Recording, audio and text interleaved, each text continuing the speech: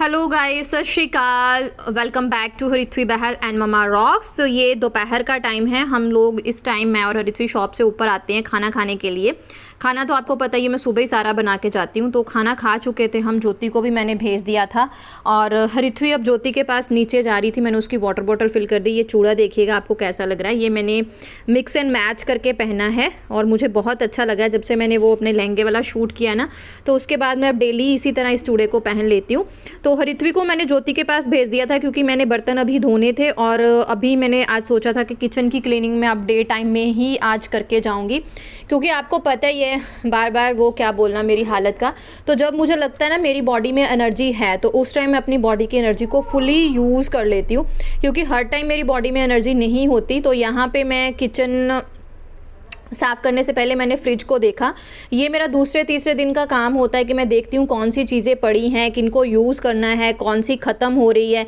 कई बार होता है ना किचन में ऐसे ही हम फ्रिज में चीज़ें रख देते हैं तो वो यूज़ में नहीं आती, वो पड़ी पड़ी भी कई बार ख़राब हो जाती है। मेरे साथ ऐसा हो जाता है क्योंकि सारा दिन तो शॉप में रहना होता है और दिमाग में 3600 चीज़ें चलती हैं और दिमाग मेरा वैसा है नहीं, अभी स्ट्रॉन्ग भी नहीं है।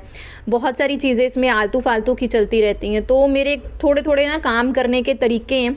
तो मैं फ्रिज को तीसरे चौथे दिन खंगोल के एकदम से देख लेती हूँ उसमें कौन सी चीज़ कैसी पड़ी है, और बस वही कर रही थी। और उसके बाद मुझे बर्तन धोने हैं, किचन की थोड़ी सी सफाइयाँ जो हैं वो निकालनी हैं। और जैसे अंडर सिंक एरिया थोड़ा सा ना सिंक का एरिया लीक कर रहा था, तो मैंने उसको साफ़ करके उस पर जो है वो टेप लगाई साइड्स पे। आपने कई बार पूछा है तो वो भी मैं आपको बताऊँगी। मैंने वो ऑनलाइन मंगाई थी और बहुत अच्छी है, बिल्कुल भी सिंक जो है वो लीक नहीं करता।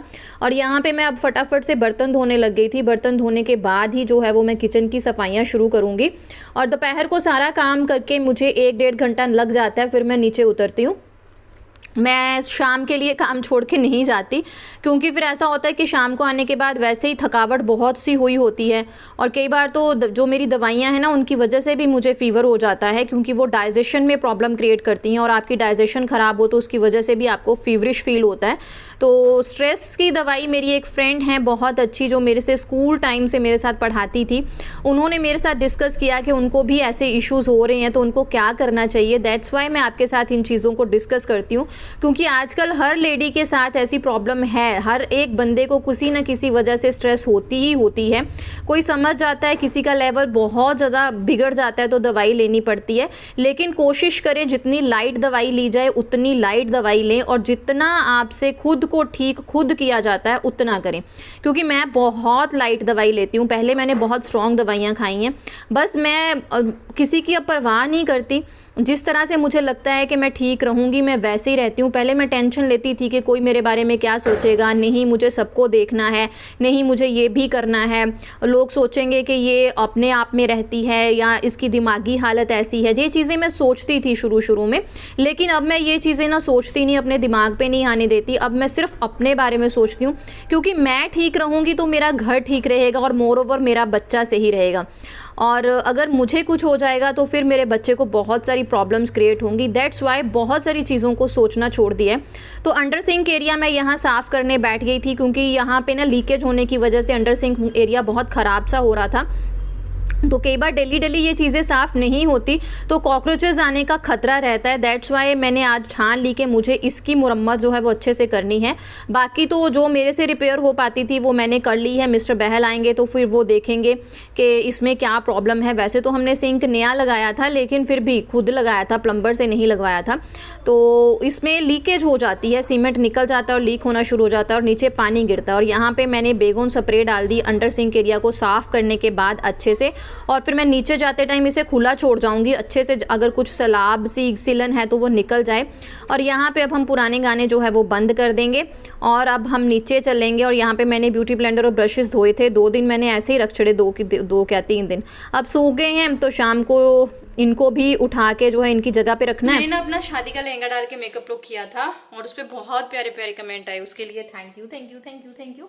मैं भी बड़ी खुश हूँ कि 1 इंच भी इधर उधर नहीं हुआ, मुझे भी बड़ी खुशी हुई है। और ये देख लिया बिना लाइट के मेरा चेहरा ज़्यादा अच्छा है। हालांकि हल्की हल्की इस साइड पे ये जो है ना ये पिगमेंटेशन है मेरे।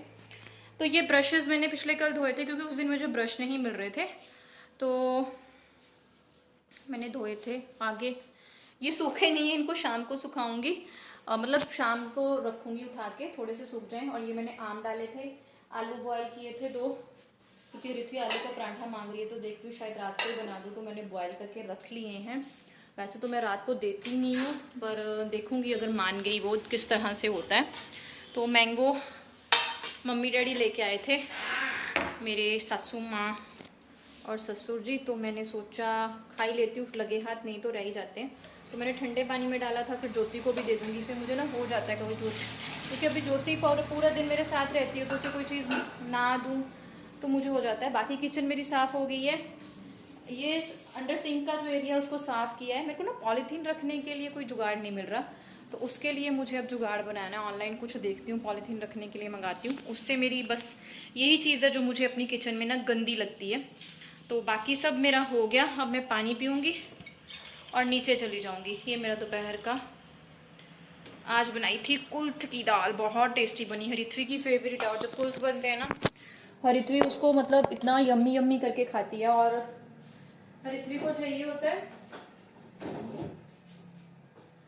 कि क्या चाहिए होता है ऋत्वी को, मेरे को खुद नहीं पता क्या चाहिए होता है ऋत्वी को, क्या चाहिए होता है, चावल दाल चपाती। मुझे ना एक चीज़ याद आई, वो कोई ना हॉस्पिटल में आए थे और डिलीवरी केस था, उनके ट्विंस बेबीज हुए थे, तो वो 3-4 दिन पहले आई थी। एक लड़की आई थी, मतलब उसकी भाभी की डिलीवरी हुई थी। चूड़ा बताइएगा कैसा लग रहा है मुझे, तो मैं तो बहुत खुश हूँ चूड़ा डाल के। तो ना उनको थर्मस चाहिए थी, दूध वगैरह पानी गर्म करके रखने के लिए, तो वो लेने आए थे। तो मेरे पास शॉप पे तो थी नहीं, तो मैंने बोला क्या हो गया, कहते हैं हॉस्पिटल ये ऐसे अर्जेंट चाहिए, हम इधर के हैं नहीं, हमें मार्केट का पता नहीं है, बड़ी दूर है, मैं पैदल कैसे जाऊँ। तो शाम का टाइम था, 6:30 बजे का, शॉप क्लोजिंग का टाइम था। तो मैंने उसको बोला कि आप मेरी ले जाओ, यूज़ करने के बाद ना मुझे दे जाना। तो वो कल लौटा गए, तो वो नीचे ही पड़ी है, मैंने ना उसको खोल के नहीं देखा। और मुझे वो टेंशन होगी कि उन्होंने दूध डाला होगा तो उसकी स्मेल ना मार जाए, है ना। तो अभी जाके वो देखती हूँ।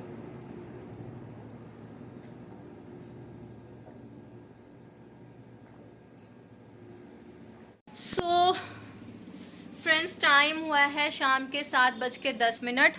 हम तकरीबन 6:50 पे ऊपर आ गए थे, 7 बजने को 5-10 मिनट थे। और आके मैंने सबसे पहले चूड़ा खोला और ऋत्वी को नहाया। लेकिन ये देखिए ऋत्वी ने कल से ना ये घर सा बनाया हुआ है, ये कपड़ों वाला रैक ले लिया हुआ है। और इस तरह ऋत्वी यहाँ पे सारा दिन नहीं बेचारी, अभी तो आती है खेलती है नहा धो के।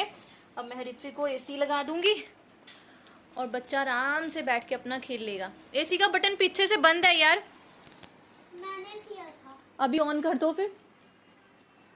तो और मैंने सोचा था ब्लॉग ना आज पूरा दिन एडिट नहीं हो पाया, कुछ प्रॉब्लम्स हो गई थी, मेरे साथ ही कुछ हो गया था, मतलब मेरा ठीक ही नहीं लग रहा था मेरे को, तो एडिट नहीं हो पाया। तो शॉर्ट्स वीडियो थी वो पड़ी थी, तो मैंने वो डाली।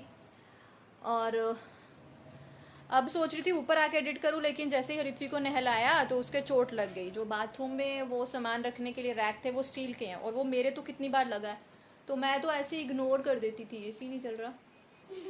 तो बट ऋत्वी के लग गया, तो मैं उसे खोलने में लगी और उसके नट ज़बरदस्त अंदर तक घुसे हुए थे, उनको खोलने में लग गया टाइम। मैंने ना शेल्फ उतारी है इसकी, तो इसको मैं सोच रही हूँ धो के सुखा के फिर रखती हूँ इस तरह। अभी यहाँ पे कल ये 2 रह गई हैं ऊपर को, ये ऋत्वी यहाँ थी तो ऋत्वी के लग गई। तो बच्चे के साथ कुछ हो जाए, मेरा तो वैसे ही डर जाती हूँ, क्योंकि अकेली हूँ बिना हस्बैंड के, तो कहाँ भागूंगी और खुद में इतनी हिम्मत भी नहीं है। तो इसे धो के सुखा के रखती हूँ और खाने का देखती हूँ, उसके बाद वीडियो को एडिट करके रात को ब्लॉग डालूँगी मैं। आज ना एक तो वैसे ही लेट हो गया था, और एक इसे शेल्फ उतारने के चक्कर में खाना वाना सब लेट हो गया। और ऋत्वी के लग गई चोट, और जब बच्चे के चोट लग जाती है, और ऋत्वी कुछ ऐसी है कि चोट से दर्द हो ना हो, वो चोट को देख के ज़्यादा रोती रहती है। तो बहुत ही प्रेशराइज सा आज का रूटीन हो गया, और मुझे हर चीज़ ना बहुत फटाफट करनी पड़ी। मेरे को आके नहाना भी मेरा कैंसिल हो गया, अदरवाइज़ मैं शॉप से ऊपर आती जो है वो शार लेती हूँ। तो लेकिन बाकी चीज़ों को मुझे प्रायोरिटी देनी पड़ी, खाना वाना बनाना था। फिर मैंने सोचा इसे भी धो के अच्छे से सुखा के जो है वो पॉलीथीन में रैप करके कहीं पर रख देती हूँ। जब मिस्टर बहल आएंगे तब देखेंगे क्या करना है इसका। तो यहाँ पे पौधों को पानी मैंने दे दिया, क्योंकि गर्मी है तो फिर मैं थोड़ा थोड़ा पानी 2 टाइम दे देती हूँ, क्योंकि इनको इतना पानी तो चाहिए नहीं, वैसे तो 1 टाइम ही चलता है, लेकिन मैंने सोचा थोड़ा थोड़ा सा फिर से दे देती हूँ। और यहाँ पे बाबा जी का कीर्तन लगा था, जोत जल गई है, एक अच्छी सी पॉजिटिविटी का इन्वायरमेंट मैंने अपने आसपास रख लिया है। और इन पंछियों को, नादान जीवों को, पंछी तो नहीं, इनको खाना दूंगी। मुझे ना 2 दिन एक मछली ने बहुत तंग किया। ये नीचे बैठी है, शार्क येलो कलर की, ये नीचे बैठ जाती है और मुझे लगता है कि यार ये बीमार होगी। तो मैं कितना छेड़ा इसको, मैंने फिर डंडा लेके इसको लगाया और फिर ये भागने लगी और फिर मुझे तसल्ली हुई कि नहीं ये ठीक है। फिर मैंने इनको जो है वो खाना डाला और वो फिर से रह गई, फिर मुझे थोड़ा सा खाना और डालना पड़ा। और खाना आप पूछते हो तो इनको बस एक लिमिटेड सी क्वांटिटी देनी होती है। मैं बैठ के चेक कर लेती हूँ कि सबने खा लिया। अगर कोई एक आध इधर उधर घूमती रह गई है तो मैं थोड़ा सा 5 मिनट का गैप लेके फिर खाना डालती हूँ, ताकि बाकी जो जिनकी टम्मी फिल हो गई है वो ना आए। नहीं तो ऐसा होता है 3-4 इतनी तेज़ होती हैं, वो सबसे पहले खाना खा लेती हैं और बाकी जो है वो छूट जाते हैं। तो इसलिए थोड़ा सा ध्यान रखना पड़ता है। अब हैंड वगैरह वॉश करके अच्छे से मैं किचन में आ गई हूँ, क्योंकि मेरी रेल बन गई है, मुझे फटाफट से अब खाना बनाना है। तो यहाँ पे सबसे पहले मैंने आटा गूंथने की तैयारी शुरू की। जैसे कि आप जानते ही हो कि मैं आटा हमेशा छान के एक डिब्बा भर के रख लेती हूँ, थोड़ा इजी हो जाता है, फटाफट से निकल जाता है और इधर उधर ना थोड़ी सी गंदगी जो है वो कम होती है। अदरवाइज़ जब हम आटा छानते हैं तो मैसी तो हो ही जाता है ना। तो जल्दी जल्दी से मैंने आटा छानना शुरू किया। रात का डिनर बहुत सिंपल है, हरिथवी को आलू परांठी खानी है। दोपहर की सब्ज़ी बची थी तो मैंने सोचा अपने लिए मैं चपातियाँ ले लूँगी, और हरिथवी की रेड और ग्रीन चटनी तो हमेशा फ्रिज में रेडी रहती है, तो वो जो है वो परांठी उसके साथ खा लेगी। और परांठियाँ भी हमेशा मैं कच्ची घनी के सरसों के तेल में बनाती हूँ। अगर आपका बच्चा एलर्जिक है, this oil is best best best. सुबह की तैयारी रात को शुरू करनी है, तो यहाँ पे सोयाबीन की दाल है, उसको मैं भिगो के रख दूँगी। दोपहर को दाल तो चाहिए ही चाहिए, तो सोयाबीन को भिगो के रख दिया है ताकि सुबह उसका लंच बना सकूं।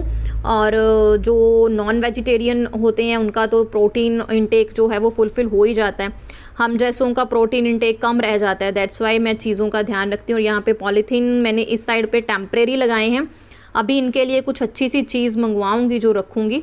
तो ये थोड़ा सा फ्लफ़ी सा हो गया था पॉलीथीन का रैपर, तो मैंने इसको फ्रिज के साइड पे जगह थी वहाँ रख दिया। आलू आजकल कुछ ऐसे ही थे, तो वो कच्चा कच्चा रह गया अंदर से और बाहर से पक गया, तो मैंने उसको कद्दूकस किया। अगर गर्मियों में आपका आलू का परांठा थोड़ा टफ़ होता है, ये मैंने पोहा डाला है इसमें, थोड़ी देर इसको भिगो के रखा था। अगर आपको लगता है आपके आलू पतले हो जाते हैं, गर्मियों में परांठी नहीं बनती है, तो आप उसमें इस तरह से पोहा डाल सकते हो। पोहा को गीला करो, अच्छे से धो, सारा पानी निकाल के उसको 10 मिनट रहने दो। जैसे ही पोहा सॉफ्ट होता है उसको आलू के मिक्सर में डाल लो, तो आपका जो है ना आलू का परांठा बहुत अच्छा बन जाता है। सारी चीज़ें तैयार हुई, स्टफिंग तैयार हुई, आटा रखा, और मैंने सारे बर्तन जो है वो लगे हाथ, परात वगैरह सब धो लिए, क्योंकि फिर खाना खाने के बाद वैसे ही मेरा दिल नहीं होता, और वैसे भी सिस्टमेटिकली हर चीज़ को फटाफट से करते जाओ, आपका टाइम भी सेव होता है, आपकी एनर्जी भी सेव होती है। और आपको पता ही है मुझे पूरा दिन फिर शॉप पे रहना है, तो अपने घर को संवार के जाना है। तो उसके बाद फिर मैंने फटाफट से जो है परांठियाँ लगानी है शुरू कर दी। और आप देखिए परांठी बहुत अच्छी बनी है, बिल्कुल भी आलू बाहर नहीं जाता। और मेरी तो आदत है मैं भर के स्टफिंग डालती हूँ, कोई भी परांठा डालना है तो उसमें आटा कम होता है, स्टफिंग ज़्यादा होती है।